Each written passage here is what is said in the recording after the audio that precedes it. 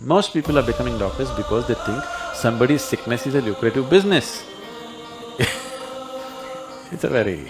I don't want to go into other aspects, it's quite disturbing for me. There are a few doctors who really want to be that. They want to understand the human system and they want to serve in that direction, that's great.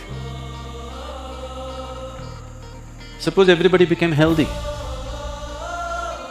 You don't want that, isn't it?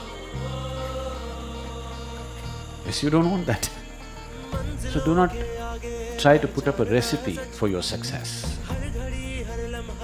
Success is only when you are able to use yourself to your full potential.